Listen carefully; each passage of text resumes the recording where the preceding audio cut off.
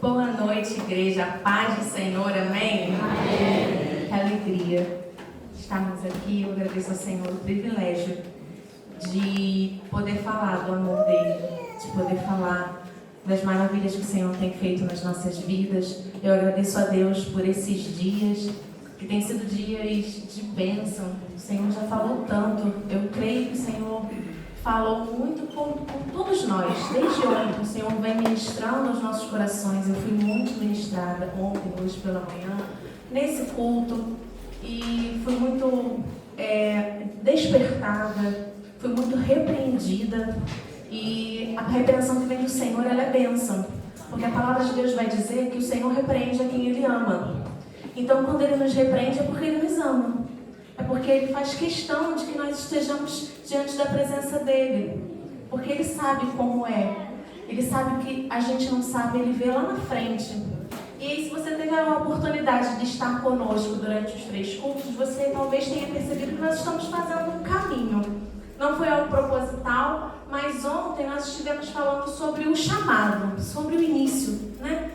Que o chamado é feito lá no secreto. Ele, às vezes, a gente não entende muito bem, a gente fica, Senhor, e aí? A gente começa ali engatinhando. E aí, hoje pela manhã, nós falamos sobre entrega. Nós falamos sobre se entregar ao Senhor. Nós falamos sobre não ser de qualquer maneira. Nós falamos sobre obediência. E nós vamos continuar trilhando esse caminho. E eu vou pedir à igreja que abra a sua Bíblia lá no livro de Ageu. Nós vamos falar sobre o livro de Ageu todo, que só tem 2 capítulos, tá, irmãos? Não fiquem assustados. No livro de Ageu, esse livro, ele me despertou uma curiosidade, assim, quando a Luísa falou lá em abril sobre o tema do congresso, eu estava lendo Ageu. E a temática desse livro é uma só. O Senhor, ele vai despertar o povo de Israel a olhar para o templo. Então, o contexto desse livro ele é o seguinte: o povo já tinha saído do exílio, retornado, né, lá da Babilônia, para Jerusalém, e cada um foi viver a sua vida. Cada um foi trabalhar, foi construir a sua família, foi tocar as suas coisas, foi cuidar do seu campo. Só que a igreja, o templo, ele havia ficado destruído. Então, Ageu ele vai despertar o povo a olhar para o templo do Senhor. Então, nós vamos ler Ageu. Primeiramente, nós vamos ler capítulo 1, dos versos 1 ao 11, que vai dizer assim: No 2º ano do rei Dário, no 6º mês, no 1º dia do mês, veio a palavra do Senhor por intermédio do profeta Ageu a Zorobabel, filho de Saltiel, governador de Judá, e a Josué, filho de Josadaque, o sumo sacerdote, dizendo: Assim fala o Senhor dos exércitos. Esse povo diz: Não veio ainda o tempo em que a casa do Senhor deve ser edificada. Veio, pois, a palavra do Senhor por intermédio do profeta Ageu, dizendo: Acaso é tempo de habitardes vós em casas apaineladas, ou seja, de luxo, enquanto esta casa permanece em ruínas? Ora, pois, assim diz o Senhor dos exércitos: Considerai o vosso passado. Tendes semeado muito e recolhido pouco. Comeis, mas não chega para fartar-vos. Bebeis, mas não dá para saciar-vos. Vestigos, mas ninguém se aquece. E o que recebe salário, recebe para pô-lo num saquetel furado. Assim diz o Senhor dos exércitos: Considerai o vosso passado. Subi ao monte, trazei madeira e edificai a casa. Dela me agradarei e serei glorificado, diz o Senhor. Esperastes o muito, e eis que veio a esse a ser pouco. E esse pouco, quando trouxestes para casa, eu com um sopro dissipei. Por quê? Diz o Senhor dos exércitos: Por causa da minha casa, que permanece em ruínas. Ao passo que cada um de vós corre por causa da sua própria casa. Por isso os céus sobre vós retêm o seu orvalho, e a terra os seus frutos. Fiz vir a seca sobre a terra e sobre os montes, sobre o cereal, sobre o vinho, sobre o azeite, sobre o que a terra produz, como também sobre os homens, sobre os animais e sobre todo o trabalho das suas mãos. Então, nós falamos, nós já contextualizamos, o povo estava voltando ali do exílio e o povo dizia que não era tempo de olhar para a casa do Senhor. Eles estavam olhando cada um para a sua casa, para a sua vida, para a sua família. E hoje em dia, o que me despertou naquela época é que quando nós falamos de jovens, e aí eu vou fazer assim, um pequeno parênteses, como nós estamos no congresso de jovens, eu vou me referir aos jovens.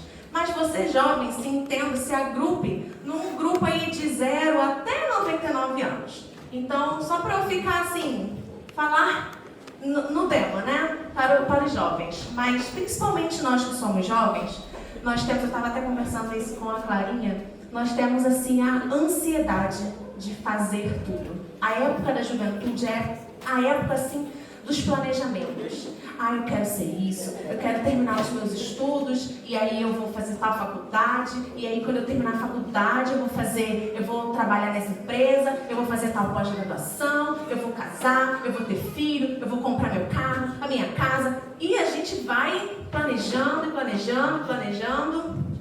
Só que quando a gente olha para a casa do Senhor, a gente fala assim, não é tempo.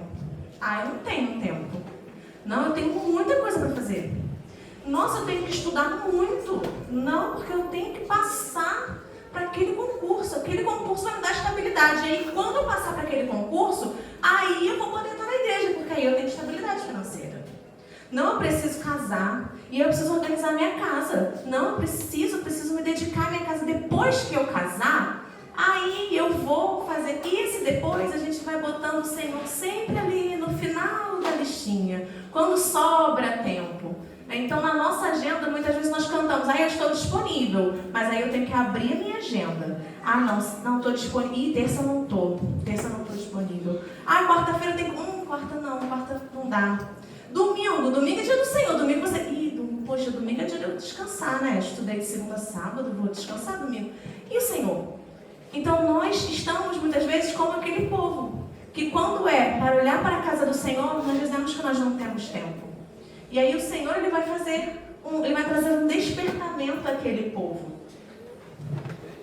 A Bíblia fala que nós não devemos jurar nem pela nossa cabeça, porque nós não podemos tornar um fio nem branco nem preto. E muitas vezes a gente quer negociar com o Senhor o amanhã. Não, Senhor, amanhã eu faço. Hoje eu estou muito jovem. Amanhã eu faço.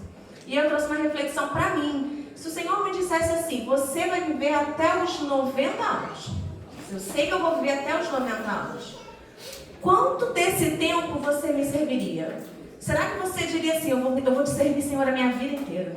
Os meus 90 anos, eu vou te servir. Eu vou fazer. Ou será que você vai dizer assim, não, eu vou dividir meio. 45 eu curto, eu vou pra balada, eu vou fazer, eu vou acontecer, e os outros 45? Ou será que você vai dizer assim, não, até os 80 eu vou aproveitar, eu vou fazer, ali nos 10 finaizinhos, já estou com pouca força mesmo, aí eu vou servir ao Senhor.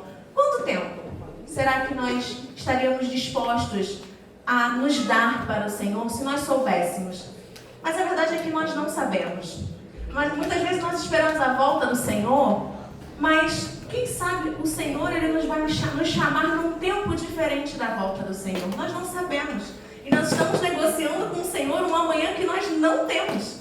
Porque nós não temos esse amanhã. O tempo de servir ao Senhor é hoje. O tempo de fazer as coisas para o Senhor é hoje. Não é amanhã. Não existe espaço para o amanhã. A palavra de Deus vai dizer, né? A oração do Pai Nosso Senhor vai dizer assim, o pão nosso de cada dia dai-nos quando? Hoje. Amanhã você vai repetir a mesma oração. O pão nosso de cada dia dai-nos hoje. Então, até o Senhor, até Jesus, ele vai fazer menção do hoje. E uma vez a Jamile postou um story que eu fiquei assim, apaixonada por essa frase. Não sei se ela vai lembrar, que vai dizer assim. Se a correria te afasta de Deus, você está correndo na direção errada. Nossa, quando eu li essa história, eu falei, é verdade, né? Às vezes a gente está na correria, a gente está fazendo, a gente está estudando, a gente está se matando, mas a gente está correndo na direção oposta ao Senhor. E quando o Anderson ontem falou sobre o testemunho dele, né, das faculdades, de quantas vezes ele tentou, eu me lembrei disso, porque muitas vezes a gente está batendo a cabeça, tentando algo que não é aquilo que o Senhor tem para nós, que não é a direção que o Senhor tem para nós, e nós gastamos tempo, nós tiramos o tempo que nós poderíamos estar servindo ao Senhor, investindo em algo que Ele não quer para nós. Então, quando ela postou isso, eu falei, é verdade. E aí, por causa dessa ansiedade em querer fazer, em querer conquistar, em querer chegar a algum lugar, muitas vezes nós nos usamos de uma desculpa, porque a palavra, ela é pura, né? Ela também pode ser manipulada. Por isso que quando a gente lê a palavra, a gente pede a orientação do Espírito Santo. E aí, muitas pessoas, eu escuto muito isso até no meu trabalho, falando assim, eu não preciso ir para a igreja, eu não vou para a igreja, eu não faço nada, porque a palavra diz que a salvação é pela fé. E é verdade, a salvação é pela fé. Mas a palavra também vai dizer que a fé sem obras, ela é o quê? Ela é morta. E uma não está contradizendo a outra, elas estão fazendo um caminho. Um dia eu fui salvo, e aí essa salvação veio por intermédio da fé, e por causa dessa fé eu faço. Por causa dessa salvação que me foi dada, eu faço. Uma está completando a outra. Nós não estamos numa briga. A palavra ela não se contradiz. A palavra ela se completa. É interessante, né, quando a gente vai ver às vezes um versículo no Novo Testamento e ele remete ao Velho, e ele cruza. Então, a palavra como um todo ela se completa. E além dessa desculpa, outra coisa que nós escutamos muito quando nós vamos falar da casa do Senhor, também escuto muito esse lado do meu trabalho. Você não precisa ir todo domingo, porque afinal, a igreja é você. Quem nunca escutou isso? A igreja é você. Mas a palavra não diz que nós somos igreja. A palavra diz que nós somos templo. E templo é diferente de igreja. Templo é habitação. É o Espírito Santo morando em nós. Mas igreja é isso. Igreja ela é ajuntamento dos santos. Igreja é comunhão. Então, quando a Isabela ontem também falou do dedinho, ninguém vê uma mão andando sozinha. Ninguém vê um dedo andando sozinho. Então, o corpo ele só faz sentido se ele estiver junto. O corpo só faz sentido se ele estiver em união. Isso é igreja. Então, é necessário nós estarmos aqui. Eu vi uma vez um vídeo de um rapaz que ele falava o seguinte, ele fazia excursão de safari. E ele dava uma determinada orientação. O safari era feito a pé. E ele dava uma determinada instrução. Ele falava assim, olha, vocês precisam andar todos juntos por essa linha aqui.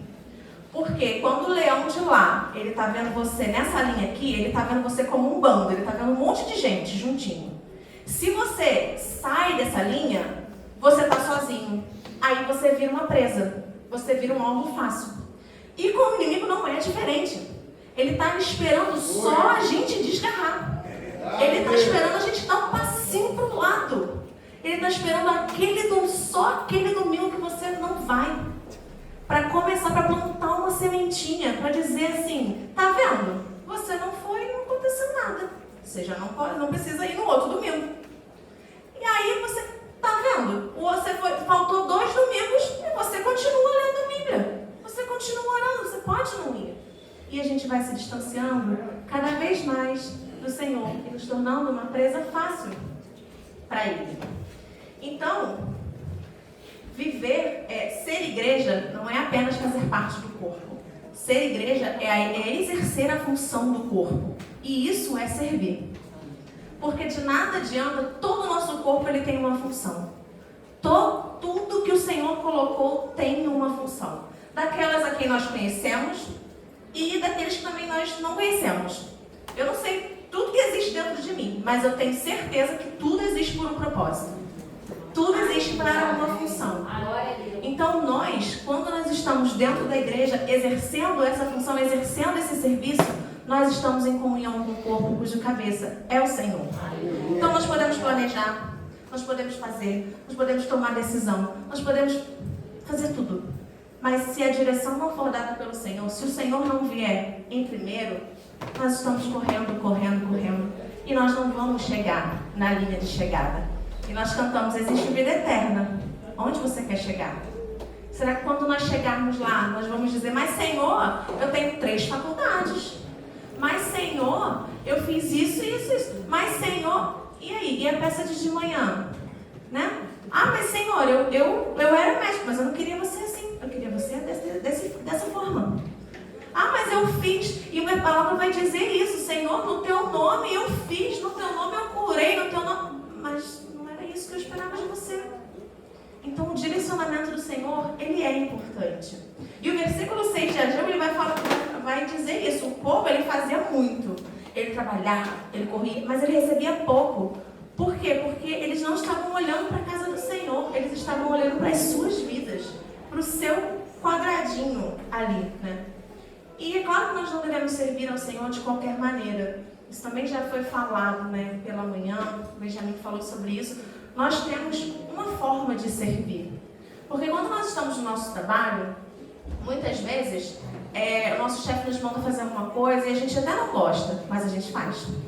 Ele fala de uma forma que a gente não gosta, mas a gente faz. Ou você engole o choro, ou você faz igual a mim, vai pro banheiro chorar. Dá um jeito, mas você faz. Por quê? Porque você tem conta para pagar e aí o seu salário precisa cair no fim do mês. O meu também. Então, muitas vezes, mesmo quando a gente não concorda com o nosso patrão, a gente faz, porque a gente está visando o salário. Mas aí, quando é dentro da casa do Senhor, nós temos a ilusão de que é de graça. Mas nós cantamos pela manhã, na verdade não é de graça, na verdade o preço já foi pago. Na verdade o preço ele é de sangue. Não tem salário que pague. E aí nós estamos fazendo de qualquer maneira, a gente chega atrasado, a gente falta sem avisar, a gente fala, eu vou fazer melhor do que não fazer nada. Vou fazer um mês, tá, um dia no mês já tá bom. Vou fazer, porque afinal, a pastora se vira lá. Tem outras pessoas, e aí nesse tem outros, o outro vai jogando pro outro, o outro vai jogando pro outro, o outro vai jogando pro outro, e ninguém fez. Porque nós ficamos empurrando, porque nós temos a ilusão de que nós não estamos recebendo, quando na verdade nós já recebemos antes mesmo de nós fazermos. Então, além de servir com seriedade, nós servimos com propósito. Por que eu sirvo? Por que você faz? Por que você vem à igreja? Para o pastor ver? Por que você faz o que você faz? Para os outros verem? Por que a gente canta? Para o irmão elogiar? Para dizer, você canta bem. Nossa, você toca bem. Nossa, você... Não, irmãos. Nós fazemos por Ele. Nós fazemos ainda que ninguém veja, porque a palavra de Deus vai dizer que nada fica oculto aos olhos do Senhor. Então, ainda que o irmão não veja, nós não fazemos pelo irmão. Nós fazemos por um propósito, nós fazemos por Ele. Porque Ele nos deu exemplo, porque Ele é um exemplo. E na Assembleia de Deus, eu nunca fui na Assembleia, mas a gente foi de uma igreja que tinha muita gente de Assembleia. E aí lá, os irmãos que já foram vão poder me confirmar, tinha muita oportunidade, né? E com isso eu aprendi que a gente tem que estar sempre preparado. A gente tem que estar sempre preparado. Porque do nada, agora a irmã Marina tem uma oportunidade. Eu falava, meu Deus, o que eu vou fazer? E aí você chegava lá na frente e suava, meu Deus, e agora? E aí eu fui aprendendo que a gente tem que estar pronto para servir o tempo todo. E que não necessariamente a gente vai servir aqui em cima. Talvez você não vai ser chamado para pregar, para dar uma palavra, para cantar, mas o irmão vai precisar de você para servir na cantina. Às vezes o irmão vai precisar de ajuda para limpar o banheiro no final ali do culto, para recolher o lixo. E entenda que não tem diferença para o Senhor. O serviço, o Senhor está olhando para o coração. E não para o que nós estamos fazendo. Não é porque eu estou aqui, que o irmão está lá fora, que o Geliel, inclusive falando do Geliel, eu até anotei aqui para não esquecer. Porque essa frase não saiu do meu coração. Eu não sei quantos irmãos estavam aqui no EBD que o irmão Geliel falou o seguinte. Eu vou para a igreja independente de estar escalado. Se tiver uma vassoura para varrer, eu varro. Se não, eu estou lá do mesmo jeito. Amém. Gente, como isso me tocou. Como isso me tocou. Eu estava ali no cantinho, na projeção, e eu fiquei olhando assim, eu falei, meu Deus, como é importante. Como é importante. Ele não falou daqui do altar, ele falou da vassoura. Porque muitas vezes a gente também acha que é assim, não, eu tenho que servir lá na frente, tenho que mostrar, Mas ele falou assim, se tiver uma vassoura, quantas vezes a gente entra ali e está tudo limpinho e a gente nem sabe que foi o irmão ali que varreu, que foi a pastora, porque a gente está acostumado a ver a pastora pregando, a pastora tocando, mas ela também varre ali a entrada da igreja, só que é 8 horas da manhã, então a maioria não está aqui. Aí a gente acha que o vento do Espírito passou e levou todas as folhas que estavam ali. Mas foi alguém que muitas vezes estava varrendo ali e só o Senhor estava olhando. Mais ninguém. Mas alguém disponível é tudo que o Senhor precisa. O Senhor não precisa de quem sabe. Porque muitas vezes aquele que sabe, ele não quer fazer. Muitas vezes aquele que sabe falar bonito, que sabe tocar, que sabe fazer uma comida gostosa, ele não quer fazer. Mas aí às vezes tem alguém que até gostaria de fazer, mas não sabe. Mas é isso que o Senhor quer. Porque o Senhor capacita, isso é de menos. Saber fazer, o Senhor ensina. Tem alguém para ensinar. Difícil é você forçar alguém, né, a fazer algo. Então, quando o Senhor encontra um coração disponível para o serviço, ele recebe. Ele recebe. E a obra do Senhor, ela não se resume no que nós vemos. No pregar, no cantar, no tocar, no dar aula. Muitas vezes é o que a gente vê em evidência. Mas, quantas vezes nós chegamos aqui e temos um cafezinho pronto? E tem uma turma que é movida ao café, né? Que chega já, o cheirinho já, tem café, tem café, tem café. Chega esperando pelo café. E tem alguém que chega aqui, né? Como faz falta a tia Penha, né, gente? Como faz falta a tia Penha? E é a tia Penha que faz o cafezinho. E é a Emília, a Suemar, a irmã Nerília. Até o Deilson fez café uma quarta-feira. Chegou aqui, não tinha tia Penha, não tinha ninguém. O Senhor levantou, irmãos. Alguém para fazer um café para o povo de Deus. É serviço. No jantar dos casados, teve 3 irmãs que fizeram o jantar para os casais. A irmã Ilza, a Natasha e a Leia. Estou esquecendo alguém? Não, né? 3 irmãs. Eu particularmente vi pouco aqui na frente. Mas elas estavam lá servindo ao Senhor, fazendo um jantar para os casados. Então, não é muitas vezes o ver, né? Uma costureira talvez pense assim: o que eu vou fazer para o Senhor? Eu só sei costurar. Cola na pastora e pergunta assim: pastora, vai ter cantata de Natal? Tem roupa para os anjinhos? Eu faço. Gente, é só o que você sabe fazer? Faz para o Senhor. Aleluia. Faça para o Senhor. Até para fiscal de Shopee tem serviço para o Senhor. Tá vendo, Jamil?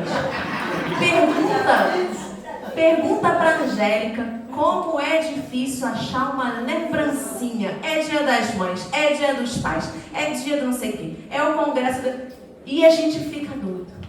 Irmã, vamos fazer essa aqui, esse tema, não sei o quê. Mas se está lá rolando seu carrinho, o que for, vai procurar, não, qual é o tema do congresso das crianças? É tal, vou procurar uma lembrancinha.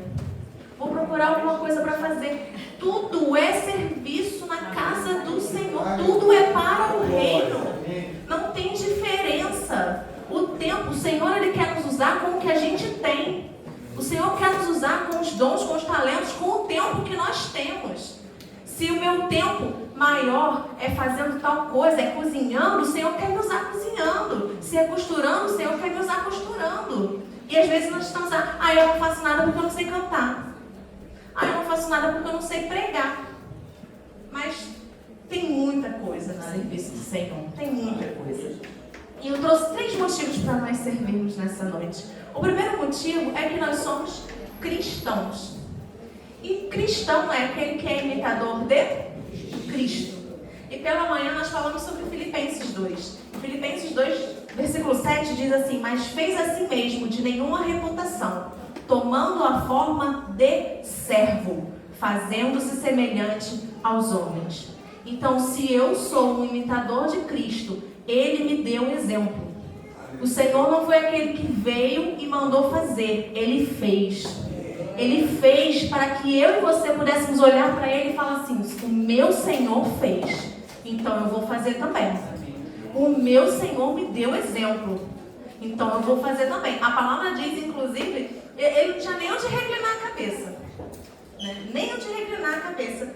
mas nunca faltou nada ao ministério de Jesus. Porque enquanto o Senhor ia trabalhando, Deus ia provendo, Deus ia fazendo, Deus ia... É uma casa, eu tenho certeza, quando nós falamos sobre as mulheres, né, sobre a importância das mulheres no ministério de Jesus, eu fico pensando na alegria de Jesus chegar depois de caminhar um dia inteiro, falando, curando, pregando, e ter um pãozinho quentinho, e ter um cafezinho, alguma coisa para ele comer.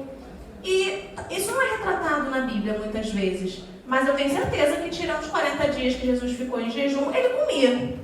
E alguém tinha que fazer a comida, né? Alguém tinha que fazer. Eu tenho certeza que ele trocava de roupa. E aí, quem é que deu essa roupa para Jesus? Então tudo fazia parte do reino. João 5,17 diz, Jesus vai dizer assim, meu pai ainda está trabalhando e eu também trabalho até hoje.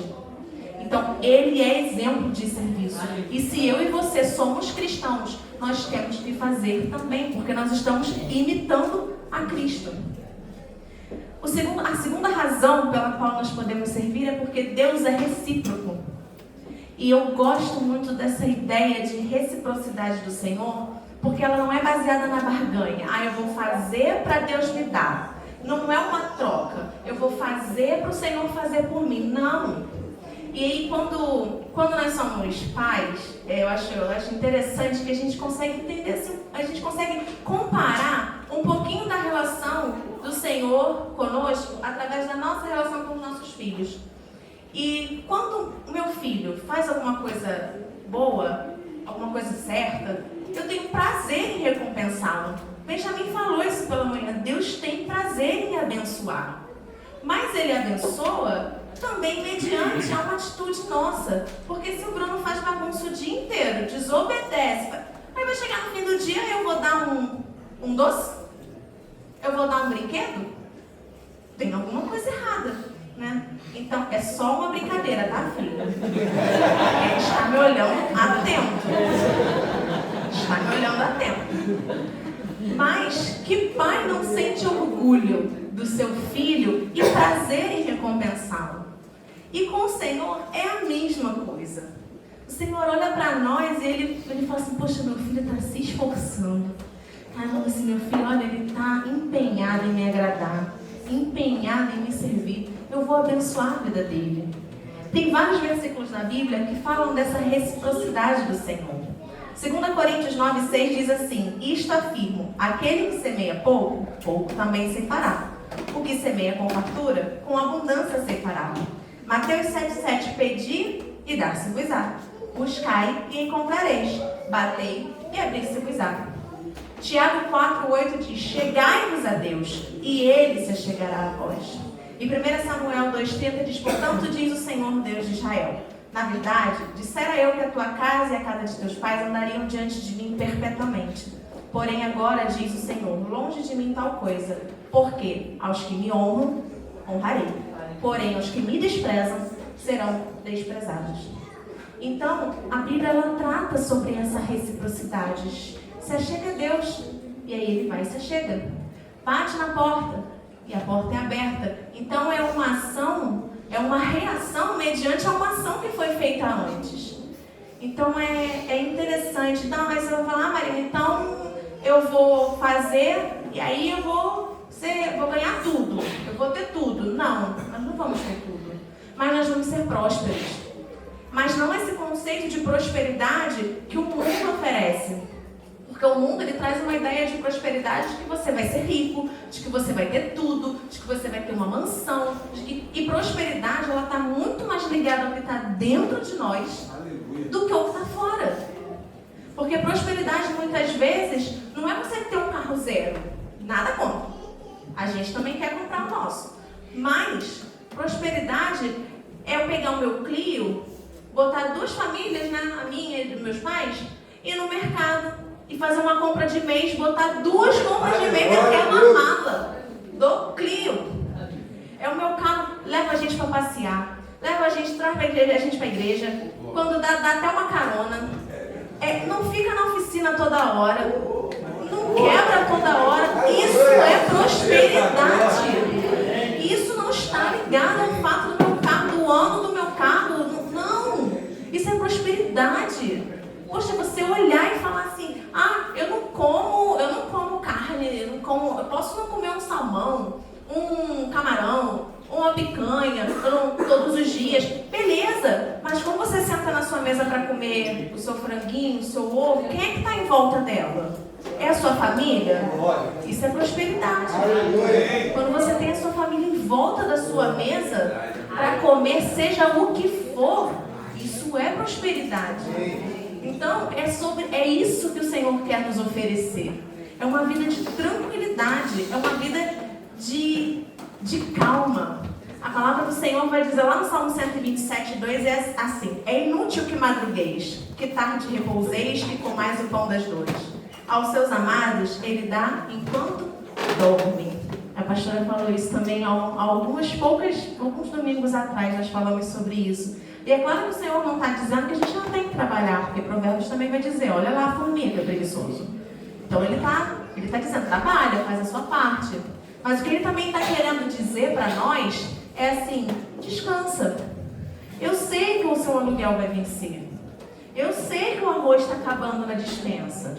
Eu sei que tem que fazer a renovação da matrícula do seu filho na escola. Eu sei, mas descansa. Descansa em mim, entrega para mim. Porque enquanto você está correndo e fazendo, o Senhor está assim, filha, dorme, descansa em mim. Se a gente tem alguém para descansar, gente, não tem coisa mais linda do que a gente saber que tem um Deus que pode todas as coisas. Um Deus grande, um Deus que não perde batalha e saber que Ele é o nosso Pai. Aleluia! Sabe criança quando fala assim, o meu pai, o meu filho acha que o pai dele conserta tudo. Tudo. Tudo que quebra ele fala, não tem problema, o meu pai conserta. Ele tem assim uma convicção, aí você imagina, é o meu esposo, é uma bênção, mas é um homem, é limitado. Agora você imagina Deus. Você fala assim, o meu Deus pode, o meu Deus faz, eu creio, não é com arrogância, não é com vaidade, é por fé, é pela certeza de que Ele faz. Quando eu estava na auditoria, eu estava doida para sair da auditoria, foram anos terríveis. E aí eu ficava assim, procurando emprego, e jogava currículo, e não sei, e nada, ninguém me chamava, eu falava, Senhor, eu não aguento mais. E a gente teve uma semana de oração lá na igreja, e na sexta-feira, 11h22 da noite, um RH da empresa que eu estou hoje, há 7 anos, entrou em contato comigo. 11h22 de uma sexta-feira. Eu mandei o meu currículo para eles no domingo. E ele marcou a minha entrevista num domingo. E eu fiquei assim, Senhor, eu achei até que era trote, né? Quando eu olhei sexta-feira, 11h30 da noite, eu achei até que era trote. Mas eu falei, tô pedindo, vai que. E era. Mas não foi no meu tempo. Não foi mediante os currículos que eu enviei. Foi no tempo dele, veio dele. Veio quando eu entendi que ele tem um tempo, que ele tem o melhor para nós. E o terceiro e último motivo pelo qual nós devemos servir, ou nós podemos servir, ele está lá em 1 João 4,19, que vai dizer assim, nós o amamos, porque ele nos amou primeiro. Irmãos, servir é um ato de amor. Você não deve, você até pode, mas assim, você não deve servir por obrigação. Servir é um ato de amor. É porque você entende o sacrifício que foi feito. Você entende que eu e você não merecíamos, mas mesmo assim, Ele nos amou. E é por causa desse amor que nós fazemos. Não é para o outro ver. Não é porque eu quero que o pastor veja. Não é porque eu quero receber. É porque Ele me amou. E eu entendo esse amor. E eu quero retribuir um pouquinho só. Um pouquinho só. O Evangelho, ele não exige muito, ele exige tudo. A palavra do Senhor vai dizer, se você quer perder a sua vida, você vai achar. Então, não é, eu vou fazer só um pouquinho. Não, o Senhor ele não quer 99%, Ele quer tudo. Ele nos quer. E muitas vezes quando a gente pensa assim, mas tudo, mas experimenta experimenta servir 100%, experimenta servir com entrega, com dedicação, para que a gente veja, para que a gente possa realmente entender que o controle vem dele. E para finalizar a nossa mensagem, nós voltamos lá no livro de Ageu, no capítulo 2, dos versos 15 ao 19, que vai dizer assim: agora, pois, considerai tudo que tem acontecido desde aquele dia, antes de pordes pedra sobre pedra no templo do Senhor. Antes daquele tempo, alguém vinha a um monte de 20 medidas e havia somente 10. Vinha ao lagar para tirar 50 e havia somente 20. Eu vos feri com queimaduras e ferrugem e saraiva e todas as obras das vossas mãos, e não houve entre vós quem voltasse para mim, diz o Senhor. Considerai o vosso rogo, desde esse dia em diante, desde o 24º dia do mês, desde o dia em que se fundou o templo do Senhor, considerai nestas coisas. Já não há semente no celeiro. Além disso, a videira, a figueira, a romeira e a oliveira não têm dado os seus frutos. Mas, desde este dia, vos abençoarei. Então, quando o povo, ele volta os olhos para a casa do Senhor, e ele começa a reconstruir, ele começa a se dedicar para a casa do Senhor, o Senhor vai dizer, desde aquele dia, eu vos abençoarei.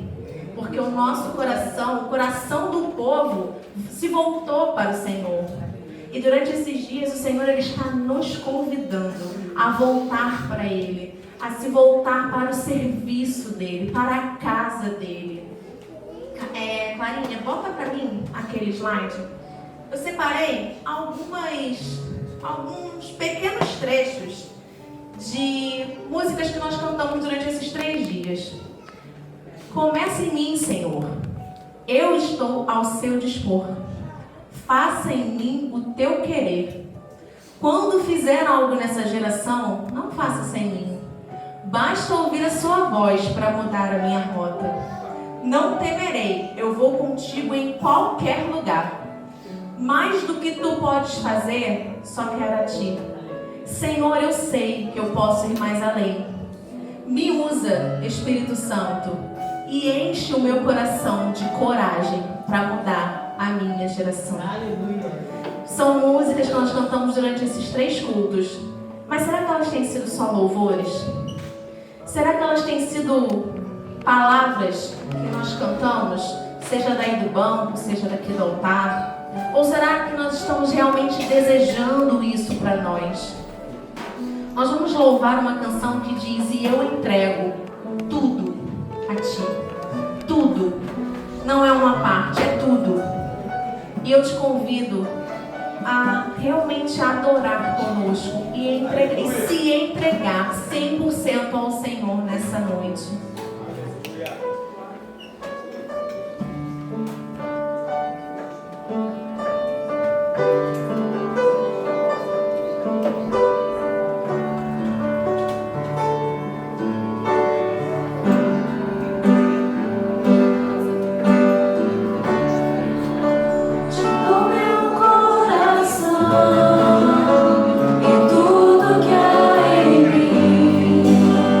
Entrego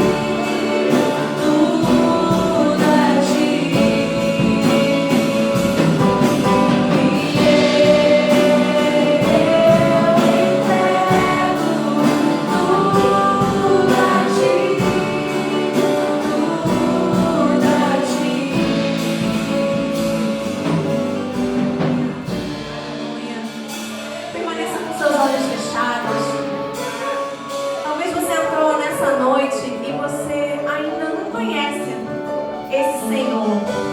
Você fala, como é que eu vou conhecer? Como é que eu vou servir alguém a quem eu não conheço? E é verdade. Então, se nessa noite você deseja conhecer a esse Deus, se você deseja ter um encontro com o Senhor, levanta suas mãos. Aceita. O primeiro passo é aceitar esse Senhor. O primeiro passo é dizer, Senhor, eu te recebo. Eu quero te receber. Eu quero que o Senhor seja o Senhor da minha vida. Então, se há alguém nessa noite que precisa, que entende, que está sentindo dentro do seu coração essa vontade de conhecer mais intimamente o Senhor, levante as suas mãos e fala, Senhor, eu quero. É simples. O Senhor não exige muito. Ele exige tudo. Ele exige entrega. Então, se você entende isso, levante as suas mãos. Talvez você já se entregou um dia. Talvez você já levantou a sua mão. Mas você começou a caminhar e aí você esqueceu de olhar para o Senhor. Esqueceu de olhar para o serviço da casa do Senhor. Foi viver a sua vida, foi se preocupar com tantas coisas. Esqueceu de olhar para o Senhor. E se você nessa noite deseja voltar a olhar os seus olhos para o Senhor, se você entende que você pode fazer mais, Senhor, eu quero fazer mais. Eu estou na tua casa, eu até faço, mas eu quero fazer mais. Se você deseja fazer mais para o Senhor, levante as suas mãos. Fala, Senhor, eu quero, Senhor, eu quero fazer mais. Eu quero, Senhor Deus, eu quero uma oportunidade de te servir melhor, de te servir, Senhor Deus, de forma mais intensa, de te servir por inteiro. Senhor, nessa noite, Senhor, nós estamos aqui na tua presença, Senhor, porque nós entendemos que nós precisamos te servir mais. Senhor, nessa noite, Senhor, eu creio que nós fomos ministrados, despertados, Senhor, a olhar, Senhor Deus, para ti, a olhar para o teu serviço, Senhor. Senhor, nos ajuda, Pai, nos ajuda a entender o nosso chamado. Nos ajuda, Senhor, a nos entregar, Senhor Deus, de forma completa. Nos ajuda, Senhor Deus, nos momentos em que a tristeza bate, em que o desânimo bate. Nos ajuda, Senhor Deus, a permanecer firme, Senhor.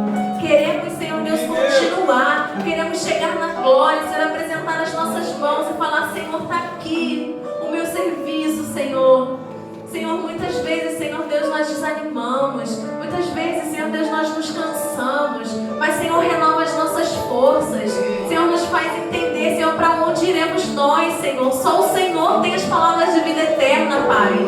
Senhor, nos fortalece, nos ajuda, nos direciona. Senhor, nos dá amor pela tua casa. Senhor Deus, nos dá, Senhor Deus, cuidado, zelo com o teu serviço, Senhor. Senhor, que sejamos instrumentos, Pai, da tua vontade. Que sejamos, Senhor Deus, instrumentos do teu agir. Senhor, que privilégio, Pai, fazer parte do que o Senhor está fazendo no mundo. Senhor Deus, que sejamos nós, aqueles a quem o Senhor quer usar. Senhor, que sejamos nós, Senhor Deus, os instrumentos, Pai, vindos do Senhor para impactar essa geração. Senhor Deus, que sejamos nós, Senhor, começa em nós, Senhor, começa em mim, Pai. Em nome de Jesus, Senhor Deus, me ajuda a olhar para Ti. Senhor, me ajuda, Senhor, a fazer para Ti, Senhor Deus, não para o homem, Senhor. Em nome de Jesus, toma nas Tuas mãos as nossas vidas. Em nome de Jesus. Amém.